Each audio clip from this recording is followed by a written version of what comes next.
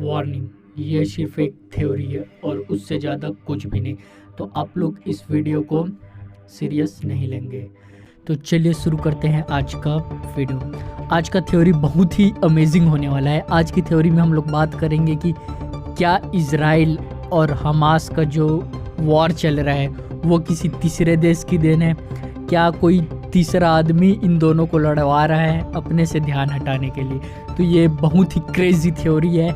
इस थ्योरी को जानने के लिए वीडियो को लास्ट तक ज़रूर देखें। तो चलिए शुरू करते हैं। तो आप लोग को पता ही होगा कि अभी हमास और इजराइल का जो लड़ाई चल रहा है उसमें इजराइल को कितना घाटा हुआ है और इजराइल राइट टू डिफेंड के पावर को लेके लड़ाई मतलब war, state of war declare कर दिया है। और वो तो गाज़ा स्ट्रिप जो है उसको मतलब ऑक्यूपाइड कर ही लेगा। गाज़ा स्ट्रिप को पूरा ऑक्यूपाइड नहीं करेगा तो उसका 40 to 60% लैंड को ऑक्यूपाइड कर ही लेगा।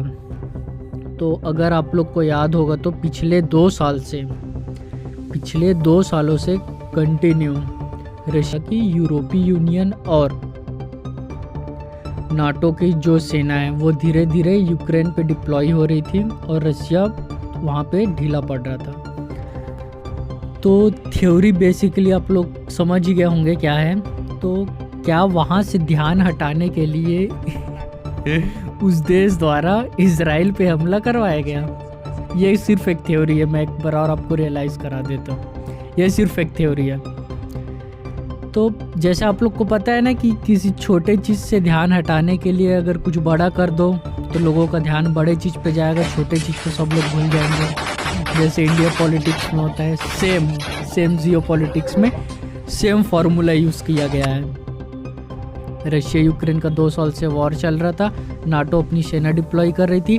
रशिया को उससे क्या चाहिए था? छुटकारा चाहिए था। तो हो सकता है कि ये सिर्फ एक कोइंसिडेंस हो भाई। ठीक नाटो की जब सेना यूक्रेन पे धीरे धीरे जब शिफ्ट हो रही थी उसी टाइम इजराइल पे अटैक हो गया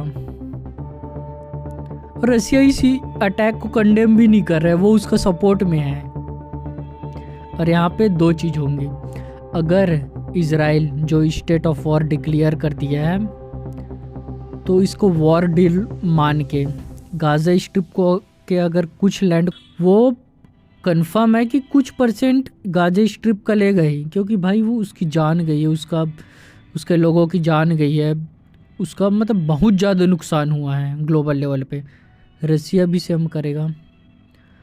अगर अब नाटो या फिर यूरोपीय यूनियन इजराइल के साथ है तो फिर उसको रसिया के साथ भी आना पड़ेगा, क्योंकि दोनों का सिचुएशन तो एक ही है। अगर आप लोग यहाँ पे, और ये कंफर्म है कि कोई भी नाटो से कोई भी देश या फिर यूरोपीय यूनियन का कोई भी देश, वेस्टर्न वर्ल्ड जो है वो इजराइल के ख़िलाफ़ नहीं जाएगा। अगर आप लोग यहाँ इजराइल के ख़िलाफ़ नहीं जा रहे हो तो वहाँ आप लोग रशिया के भी खिलाफ़ नहीं जा सकते। समझ में आया? मतलब ये बहुत ही क्रेजी, बहुत ही ज़्यादा क्रेजी थ्योरी है। क्या ये वर्ल्ड वॉर 3 की शुरुआत है? इसका सेपरेट वीडियो भी आने वाला है, तो इसके लिए आप लोग चैनल को सब्सक्राइब कर दीजिए और नेक्स्ट थ्योरी का वेट करिए।